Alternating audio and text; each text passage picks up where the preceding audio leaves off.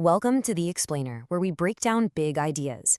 Today, we're diving into a really surprising critique of hedonism. That constant chase for pleasure. We're going to explore our relationship with time and why the whole idea of living in the moment might actually be a hidden trap. So let's just jump right in with a question that I think gets to the heart of this. Have you ever been looking back at photos from an amazing trip or thinking about a really happy time and suddenly you feel this little pang of sadness? Why does that happen? Well, the idea we're digging into today argues that this sadness comes from a really simple but kind of brutal truth. Once a pleasure's in the past, you can't feel it anymore. It's not an experience, it becomes an object, something you can only look at from a distance. It's basically a collection of moments that proves time has passed, making them totally inaccessible to you now. Yeah, and this contrast is everything. When you're in it, pleasure is immersive, it's real, it's vibrant. But the second it becomes a memory, it just transforms. It becomes proof of loss, a little signpost marking the relentless passage of time. The joy you felt becomes an artifact, not a living feeling. Now, you might be thinking this is some kind of new, modern anxiety we're all dealing with, but it's not at all. This is actually an ancient warning that has been echoing through history for centuries.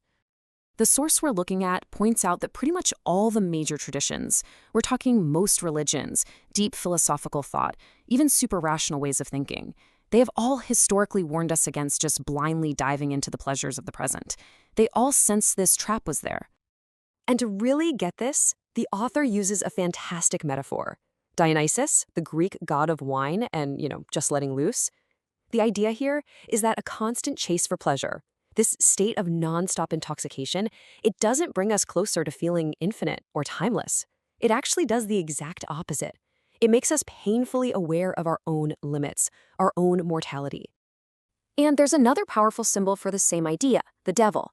In this context, the devil isn't some cartoon villain. It's the force of pleasure itself that makes us mortal. By showing us the decay of the good apple, it makes every moment isolated, cut off from the past or the future, making everything feel, well, fleeting. So, what's the crucial point here? It's that these wisdom traditions aren't telling us to just ignore the present. No way. They're just guiding our attention differently. They point us toward the future, what is yet to be, or toward the past, our history, the very stuff that makes us who we are. The fleeting instant isn't the whole story. Okay, so if constantly chasing pleasure is a trap, then what's the alternative? What are we supposed to do? Let's explore a totally new way to think about what the present even means. Right, so when most people say live for today, they mean the stuff on the left, the trap. It's about basically burning down your past and your future for a quick, momentary thrill. But the source here proposes a much deeper path, the one on the right. To truly live in the present means to actively care for your past and your future from this moment. It's about strengthening them, making your whole history and all your potential part of who you are, right now. And this distinction is absolutely crucial. Because if we don't redefine the present in this way, we fall headfirst into the modern version of that ancient trap.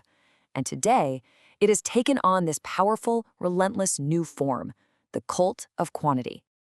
The argument is that our whole society has become obsessed with something called the mathematical sublime. Now, sublime usually means something so vast it's overwhelming, like a beautiful mountain range. But here, we're not overwhelmed by nature's beauty. We're overwhelmed by the endlessness of numbers. We're in a constant flight after quantities, always comparing ourselves and our lives to some kind of numerical infinity. And you see this chase for quantity everywhere, right? It's the endless pursuit of more wealth, the accumulation of more stuff, ticking more things off checklists. It's even the frantic collection of pleasures, likes, and followers online. It's all about how much we have instead of the quality of what we have. And this all leads us to the final, and to be honest, pretty haunting conclusion of this whole argument. What happens when a society is completely consumed by this chase for more, for quantity? This quote just nails it. By obsessing over quantity, over numbers, amounts, metrics, we've accidentally ended up obsessing over the one thing we were trying to escape: time itself.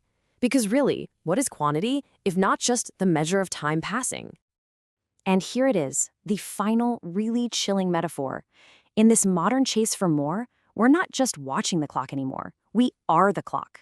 We've become the relentless ticking, measuring out our own limited existence, one unit, one quantity, one moment at a time. So, this leaves us with a profound and frankly pretty unsettling final question to chew on. If our pursuit of more has turned us into the very mechanism that measures our own end, what happens when time runs out? What happens when the ticking stops?